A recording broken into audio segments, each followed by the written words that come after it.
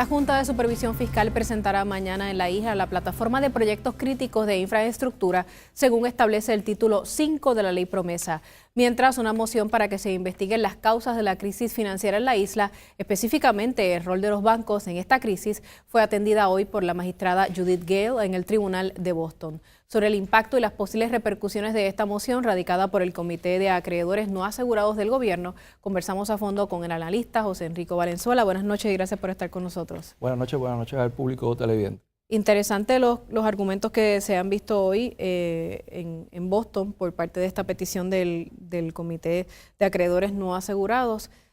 Si la determinación de esta jueza no es favorable para los bancos involucrados, esto no va a terminar aquí. Bueno, no necesariamente. La juez está tratando de llegar a cualquier punto medio en términos de lo que es una mediación y hay que explicar, porque el caso aparenta ser de que está en el Tribunal de Primer Circuito en Boston y la realidad es que no.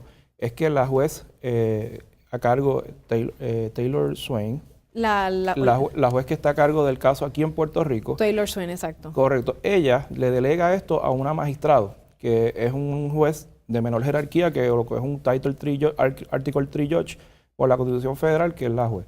Así que le delega esta asignación a la magistrada en el Tribunal de Distrito en Boston para que llegue o trate de llegar a una mediación o claro, un porque entendido. Esta jueza que preside el caso tiene un equipo de trabajo, porque es un caso bien complicado y ahí es que estás explicando que le delega este asunto en particular a esta jueza. Correcto. Esta petición que hacen es bien sencilla.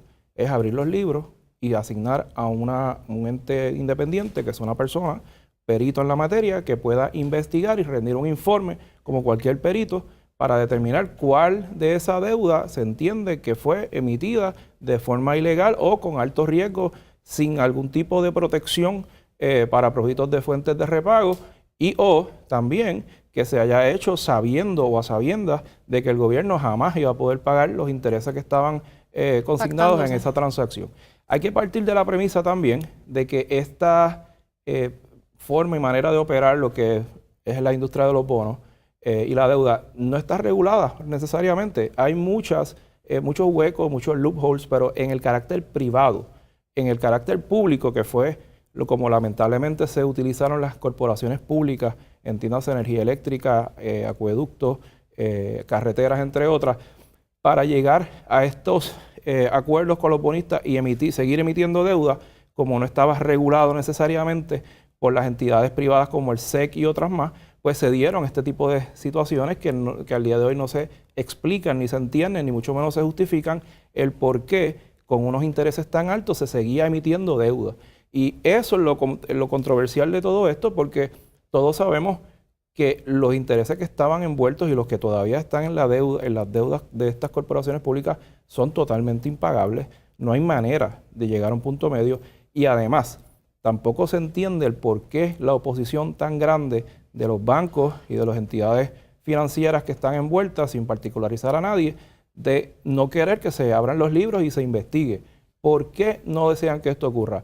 ¿Por qué el gobierno entrante derogó el comité que se había creado para investigar la deuda?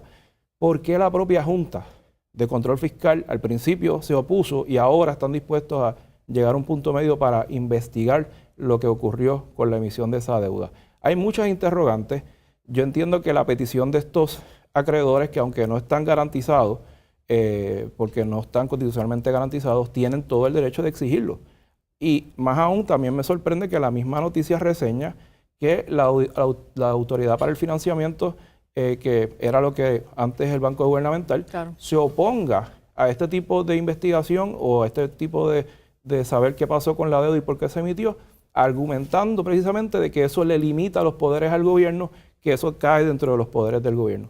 Pero si precisamente fue ese mismo gobierno el que dijo que no estaba interesado en auditar la deuda y a su vez elimina el comité que se había creado por la administración anterior. Habiendo tantas partes finalmente involucradas en este caso y la banca involucrada, por eso le planteaba que esto no va a terminar aquí. Probablemente esto llegue al Tribunal Supremo de Estados Unidos porque los afectados o los que quizás no quieren que se sepa todo lo que ocurrió van a hacer todo lo posible por litigar este caso hasta el final. Y aquí hay muchos intereses envueltos, muchas personas del gobierno entrante y saliente y que ya no están tampoco en el gobierno, que tuvieron algo que ver con esta situación. Así que aquí se va a tratar de hacer todo lo posible por la banca y por estas instituciones privadas de que no se establezca, de que no se aclare nada.